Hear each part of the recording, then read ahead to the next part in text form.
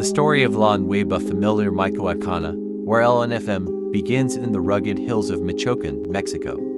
Formed from the remnants of the once powerful Familia Michoacana, LNFM was born in blood, betrayal, and ambition. Unlike cartels that relied solely on cocaine or heroin, LNFM expanded aggressively into synthetic drugs, methamphetamine and fentanyl, pushing into the American market with brutal efficiency. But this wasn't just another cartel looking to make money. LNFM adopted a culture of fear, propaganda, and control, just like their predecessors. They branded themselves as protectors of their communities in Mexico, while at the same time unleashing terror across the border. For the United States, it wasn't just about drug trafficking anymore. It was about a new kind of criminal empire threatening national security. By the early 2010s, LNFM had established sophisticated smuggling corridors.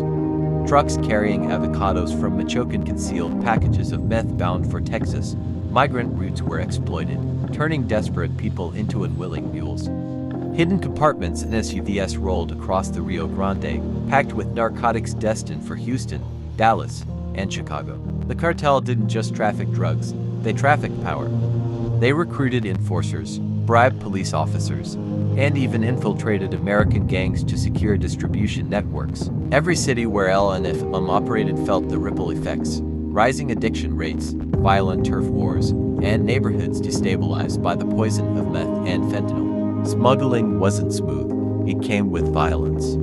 The US-Mexico border became a battlefield. Rival cartels clashed with LNFM, and shootouts erupted near crossing points. American border towns became silent witnesses to chaos spilling over. One of the deadliest incidents occurred in Laredo, Texas, where an LNFM cell fought with Gulf cartel remnants. The firefight, lasting nearly an hour, shocked locals and made national headlines. For the first time, everyday Americans felt the cartel war creeping into their streets. This was no longer Mexico's problem, it was America's war too. Meth and fentanyl became LNFM's signature products. By the mid-2010s, the reports showed record-breaking seizures, yet for every shipment intercepted, dozens slipped through. Meth labs in Michoacan produced tons of product weekly, often hidden in pineapple crates or car batteries. Inside the US, the drugs tore apart families. Fentanyl overdoses spiked, small-town morgues overflowed, and law enforcement struggled to keep pace. Each pill sold in Dallas or Atlanta was tied to LNFM's empire, enriching leaders thousands of miles away while destroying American lives. At the center of LNFM's rise were its leaders, shadowy figures known by nicknames like El Pez and El Fresa. These men weren't just drug lords. They were warlords. They dressed in luxury brands, flaunted armored convoys, and controlled regions with iron fists. Propaganda videos spread across social media, showing LNFM fighters in military uniforms, armed with high-caliber weapons, chanting loyalty to their bosses. The message was clear: LNFM wasn't afraid of anyone, not the Mexican government, not rival cartels, and not even the United States. By now, the FBI had taken notice. What began as D-led operations expanded into joint task forces. Wiretaps, undercover informants, and international sting operations became weapons in the fight. Agents traced LNFM supply chains from Michoacan through Texas safe houses to stash apartments in Los Angeles. Raids seized millions in cash, high-powered rifles, and enough fentanyl to kill entire cities. But each bust revealed the same truth: LNFM was resilient. For every cell dismantled, another rose in its place. It was like cutting off the head of a hydra. The brutality of LNFM wasn't confined to Mexico. On American soil, cells enforced discipline with violence. In Atlanta, an LNFM trafficker suspected of skimming profits was tortured and left in a warehouse. In Chicago, gang members aligned with LNFM carried out executions to protect distribution routes.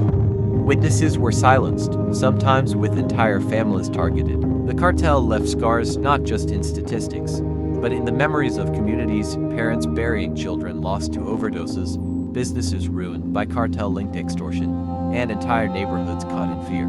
Despite LNFM's power, cracks began to show. Rival cartels challenged their corridors. The Mexican military stepped up raids.